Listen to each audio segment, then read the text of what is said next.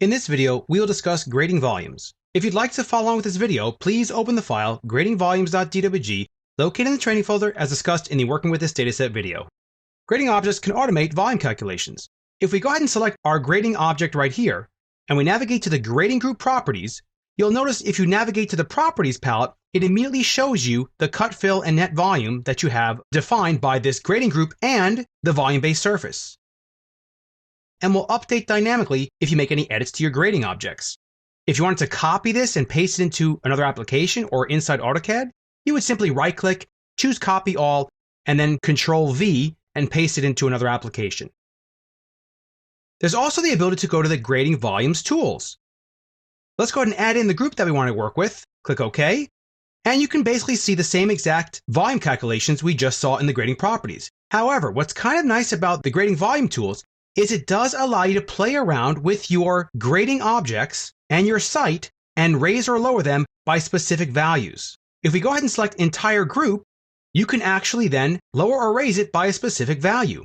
If you wanted to make a selection set of a specific grading group to raise or lower, you could simply do it there and then pick in the drawing which one you want to affect.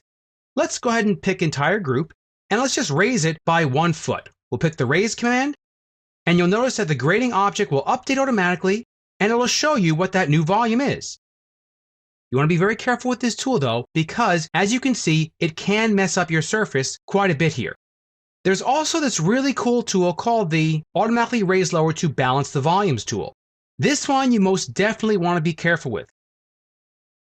If we click on it, you can auto balance your volumes by giving Civil 3D a specific value for required volume. Let's say our required volume for this site is 5,000 cubic yards. So we'll type in 5,000 and then click OK here. What Civil 3D will do is it'll do its calculations and it'll raise and lower the different grading groups within the site, as well as the actual feature lines in the site as well. So you definitely want to be careful with this. You can get undesired results based upon how it's automating that grading group. In fact, if we look at the command line window, you'll notice that it actually has done a few things like raised this feature line and lowered that one by a specific value. And as you can see, doing its best to auto adjust the volumes, but of course our surface is not looking how you'd want it to actually look, as you can see when we take it into the object viewer.